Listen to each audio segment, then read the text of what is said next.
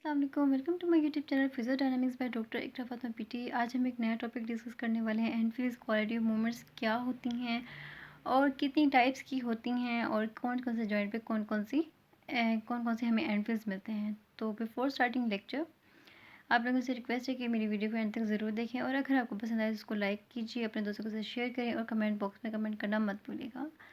बिस्मिल्लाहिर्रहमानिर्रहीम। तो चलें, ये हमारे पास है definition.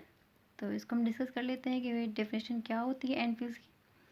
It is a sensation imparted to the practitioner at the limit of the available range of movement. अच्छा, डेफिनेशन बहुत इंपॉर्टेंट होती है क्योंकि डेफिनेशन में हर उस पॉइंट को क्लियर किया जाता है। इसको रट्टा मत लगाएं डेफिनेशंस को, उनको समझ के पढ़ेंगे। क्या होती है, ये एक सेंसेशन है। सबसे पहली बात क्या है, ये सेंसेशन है और मिलती किसको है, प्रैक्टिशनर या फिजियोथेरेपिस्ट को मिलती है। कब मिलती है, जब एक मसल एक रेंज पूरी करता है अपनी, तो उसके बाद आपको जो एक सेंसेशन मिलती है उसको हम एनफील्स कहते हैं। It is tested with slide additional stretch after the first significant stop of the passive movement. यानी कि जब एक जॉइंट पे आप पैसिव मूवमेंट करवाते हैं, ठीक है, ये बात याद रखें। कौन सी मूवमेंट करवाएंगे, एक्टिव मूवमेंट है, ये पैसिव मूवमेंट है। तो ये हमारे पास पैसिव मूवमेंट है।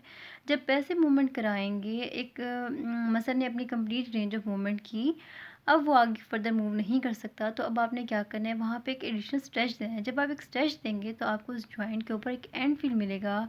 आइदर वो एंड फील सॉफ्ट हो सकता है और हार्ड हो सकता है, फर्म हो सकता है, पैथोलॉजिकल हो सकता है, फिजियोलॉजिकल हो सकता है। वो आपको जो फिजियोथेरेपिस्ट है उसको पता चलेगा बार बार प्रैक्टिस करने से। ठीक है, आपको नॉर्मल एंड फील्स के बारे में पता होना चाहिए और एबनॉर्मल एंड फील्स के बारे में भी पता होना चाहिए। चलिए, ये डेफिनेशन हो गई, इसको समझ के पढ़ें और ये बहुत इंपॉर्टेंट डेफिनेशन है और बहुत इंपॉर्टेंट टॉपिक है from every aspect. Types of end feels दो तरह की है। एंडफिल्स होते हैं फिजियोलॉजिकल एंडफिल्स होते हैं और पैथोलॉजिकल एंडफिल्स होते हैं। And each joint movement has a characteristic end feel. ठीक है, ये बात याद रखें कि हर जॉइंट की स्पेसिफिक करेक्टरिस्टिक होती है और स्पेसिफिक एंडफिल्स होते हैं। End feels varies with each individual depending on the age, body type and build. Like अगर आपकी एज 20 है और आपकी एज 50 है तो एंडफिल्स आपको वेरी मिलेंगे। ठीक है, किस टाइप की बॉडी है और किस टाइप के मसल हैं, मसल बिल्ड कैसा है, ये सब चीज़ें जो हैं वेरी करती हैं। और आपको ये एंडफिल्स कब मिलेंगे, वही बात की एडिशनल स्ट्रेच पे मिलेंगे, पैसिव मूवमेंट की, नॉट एक्टिव की बात कर रहे हैं हम, पैसिव मूवमेंट की बात कर रहे हैं। ठीक है जी। यानी कि क्वालिटी टेस्ट भी हम इसको कह सकते हैं। There are 3 basic types. कौन कौन सी होती हैं, सॉफ्ट, फर्म एंड हार्ड। आपको ये बहुत अच्छे से पता होना चाहिए। ठीक है, जबकि एडिशनल एक आपको मिलेगा पैथोलॉजिकल में, वो कौन सा होगा, एम्पटी एंडफिल्स। ठीक है, सॉफ्ट, हार्ड, फर्म उसमें भी होंगे, लेकिन एम्पटी एक्स्ट्रा आपको मिलेगा पैथोलॉजिकल एंडफिल्स में। It is an other quality than characteristic for the joint being tested. ठीक है, ये भी एक क्वालिटी है जो आपको कब मिलेगी, जब आपके जॉइंट के अंदर कोई प्रॉब्लम होगी। ठीक है, अच्छा जी, नॉर्मल एंडफिल्स हम पढ़ रहे हैं, यानी कि जो फिजियोलॉजिकल एंडफिल्स हैं। सॉफ्ट एंडफिल्स क्या होते हैं, it is a characteristic of this soft tissue approximation. Soft tissues क्या कौन कौन से होते हैं, आपको पता है। सॉफ्ट टिश्यूज़ आपके मसल्स होते हैं, ठीक है, आपके लिगामेंट्स होते हैं, टेंडन्स होते हैं, ये सब चीज़ें सॉफ्ट टिश्यूज़ में आ जाती हैं। ठीक है, अब जो सॉफ्ट टिश्यूज़ जब मिलेंगे, अप्रोक्सीमेट होंगे एक दूसरे के अंदर, तो फिर आपको जो एंडफिल्स मिलेंगे वो कौन से होंगे, सॉफ्ट एंडफिल्स। यानी कि नी फ्लेक्जन, जब एक नी फ्लेक्जन कराते हैं पेशेंट को, नॉर्मल की बात हो रही है, ये बात याद रखें, नॉर्मल। ठीक है, एंडफिल्स की बात हो रही है। तो नी फ्लेक्जन में एक एग्जांपल भी साथ साथ आपको बता देती हूँ कि नी फ्लेक्जन जब हम करवाते हैं तो आपको एक एंड पे जो आपको एक फील आती है कि इस जॉइंट के अंदर ये वाली जो है ना, क्योंकि एंड फील्स है ना, कि एंड के ऊपर के आपको क्या फील आती है, एक सॉफ्ट फील आएगी, तो वो सॉफ्ट एंड फील्स है। There are no normal soft end feels in spine. This is very important point from MCQ point of view. अच्छा जी, firm end feels, it is a characteristic of scapular and ligamental stretching, for example medial and lateral rotation of the humerus. जब आप एक humerus की और femur की बात कर रहे हैं, ठीक है, अब इनके ऊपर जॉइंट कौन सा होता है, बॉल एंड सॉकेट जॉइंट होता है। ठीक है, फीमर के ऊपर यानी कि आपके हिप के ऊपर जो मूवमेंट आ रही है, एक्सटर्नल और इंटरनल रोटेशन, मीडियल और लेटरल रोटेशन जो हो रही है, उस पर जो आपको एंडफिल मिलेगा वो कौन सा एंडफिल मिलेगा, फर्म एंडफिल मिलेगा, जहाँ पर लिगामेंट स्ट्रेच हो रहे होते हैं। ठीक है, और स्कैपुला की स्ट्रेचिंग के बाद आपको फर्म एंडफिल्स मिलेंगे।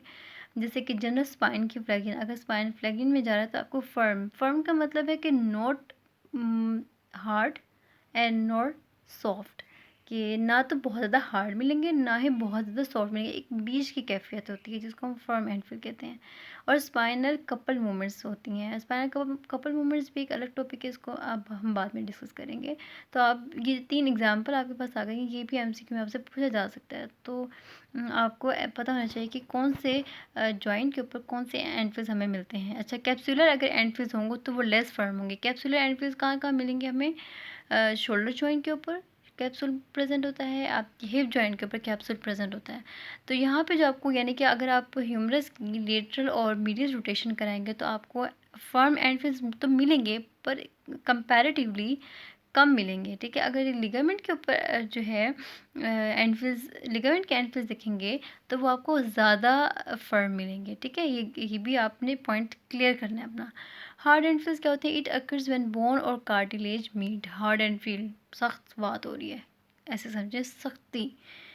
जब बोन टू बोन मिलती है, जब बोन और कार्टिलेज मीट करते हैं तो यानी कि एल्बो की फ्लेक्शन और एल्बो की एक्सटेंशन, जब आप एक्सटेंशन करेंगे तो आपको एक हार्ड एंड फील आएगी, ठीक है। और स्पाइनल नॉन कपल्ड मूवमेंट्स, तो ये इंपॉर्टेंट पॉइंट हो गया। फर्म एंड फील्स होंगे तो वो हमें कपल मोमेंट्स में मिलेंगे। अगर नॉन कपल मोमेंट्स होंगी तो हमें हार्ड एंडफिल्स मिलेंगे। तो नॉर्मल एंडफिल्स आर पेन फ्री, ये बात भी आपने याद रखनी है कि नॉर्मल एंडफिल्स पेन फ्री होती हैं, इसमें आपको पेन नहीं होगा, पेशेंट को पेन नहीं होगा, ये बात अपने दिमाग में बिठाएं, ठीक है।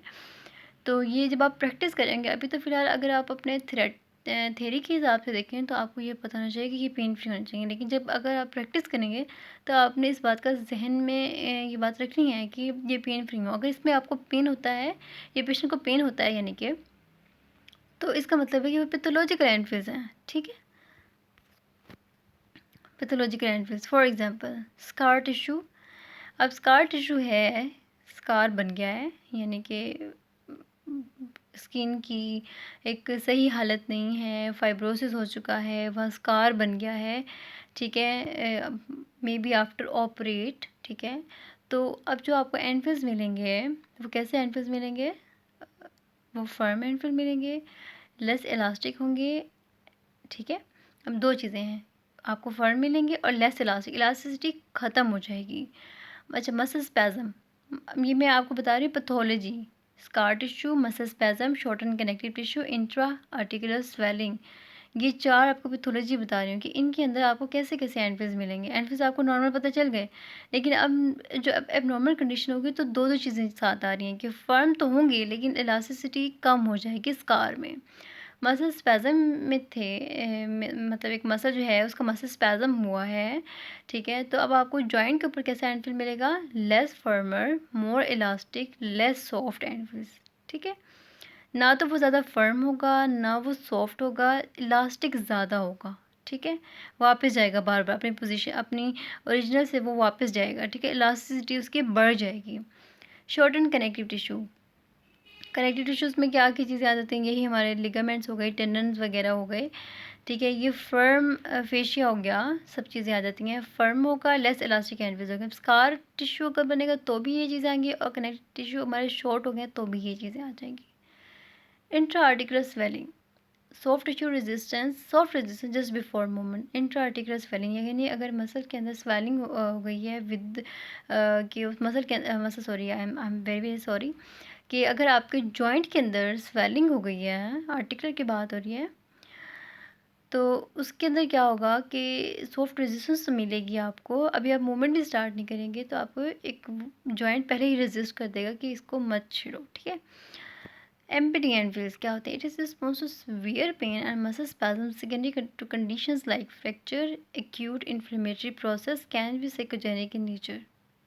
एम्पटी एंडफिल्स क्या होते हैं? ये आपको तब मिलते हैं जब पेशेंट को इतना सिवियर पेन होगा कि अगर आप उसको हाथ भी लगाएंगे तो वो कहेगा मुझे हाथ ना लगाओ, ठीक है। इस तरह की पेन है, यानी कि फ्रैक्चर के बाद की कंडीशन हो सकती है, एक्यूट इन्फ्लेमेटरी प्रोसेसेस हो सकते हैं, या फिर साइकोजेनिक पेन नेचर भी हो सकता है। बट पेशेंट को पेन बहुत सिवियर होता है, ठीक है, पेशेंट हाथ भी नहीं लगाने देता। सो हमने बहुत इम्पोर्टेंट एस्पेक्ट से जो है ना उन चीज़ों को कवर किया। अभी मैंने आपको बेसिक चीज़ें एंडफिल्स के बारे में बता दी हैं। पैथोलॉजी के हिसाब से भी बता दी हैं कि ये कंडीशंस हों तो कैसे एंडफिल्स आपको मिलेंगे, और नॉर्मल हो तो आपको कैसे एंडफिल्स मिलेंगे, और नॉर्मली हमारे जॉइंट्स के ऊपर कौन कौन से एंडफिल्स हमें मिलते होते हैं। तो आपको ये चीज़ें बहुत अच्छे से क्लियर हो जानी चाहिए, क्योंकि ये आपकी थ्योरी पॉइंट ऑफ व्यू से बहुत इम्पॉर्टेंट टॉपिक है। आपके वाइवा पॉइंट ऑफ व्यू से भी इम्पॉर्टेंट है, और प्रूफ पॉइंट ऑफ व्यू से तो बहुत ही ज़्यादा इम्पॉर्टेंट है। और अगर आपको कोई चीज़ समझ नहीं आई तो आप उससे कमेंट बॉक्स में पूछ सकते हैं। तो ये था आज का टॉपिक। सो अगर आपको ये वीडियो पसंद आई हो तो इसको लाइक और मेरे चैनल को सब्सक्राइब करना मत भूलिएगा। Thank you so much. अल्लाह हाफिज़।